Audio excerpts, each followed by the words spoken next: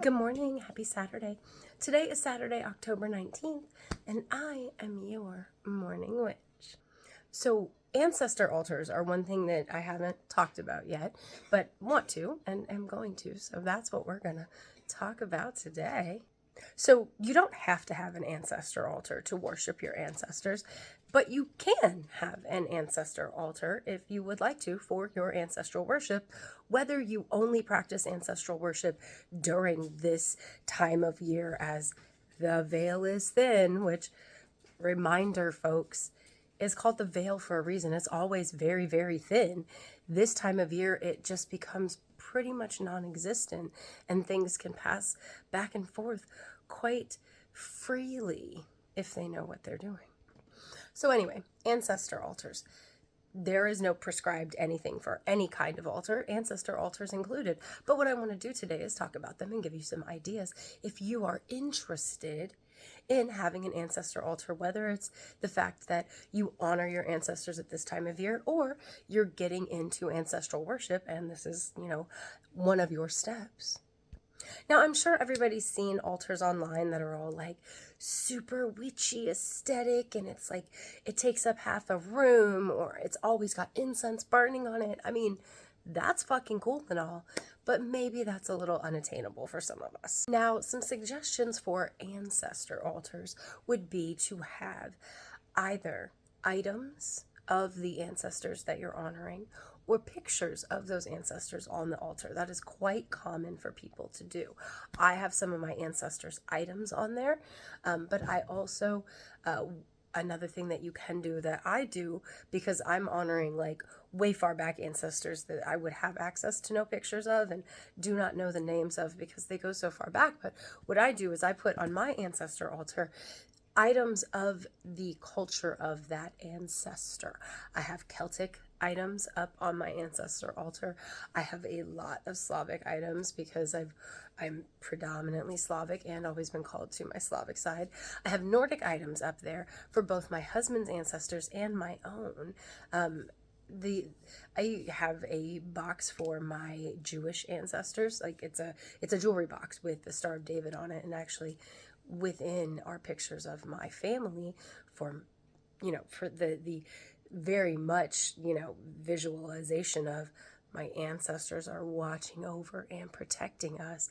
This box that represents my ancestors, because I have a fair bit of Jewish ancestry in my Eastern European ancestry.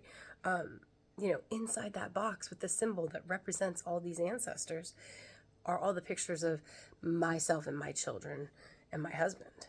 I also have sentimental items from ancestors that are available to us so that they can, for both my husband and my own side of the family, because these ancestors are welcome in this household from both sides.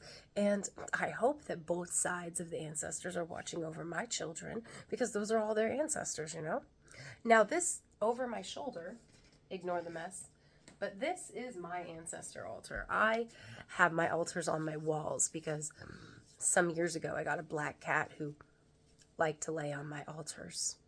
Which, I mean, that's cool and all, but it was a hassle. And we were running out of like surface area, so I sacrificed my altar tables, I guess quite literally.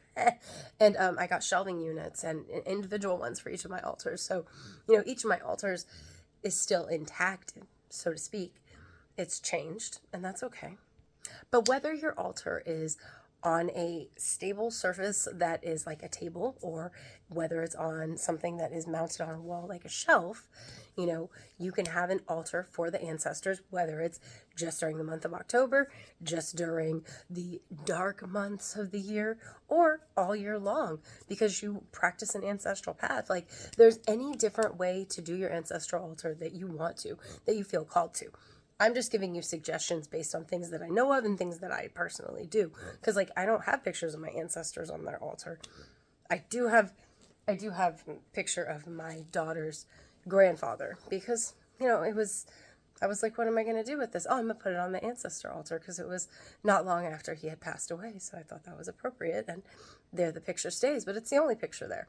And a lot of people do pictures on their altars. And a lot of people do sentimental or personal items on their altars, which I do those.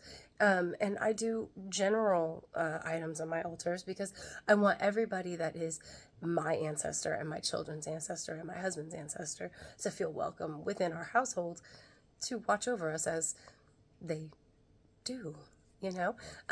But just take this and run with it. If you're wanting to start an ancestral altar, do what feels right to you, even if it's nothing that I've said, because like I didn't mention specific herbs. I have ones up there that culturally are used by my ancestors, and my offerings bowl is up there that we'll talk about tomorrow based on a question from my fan Kinsey and friend, because I know Kinsey in real life. So happy Saturday, everybody.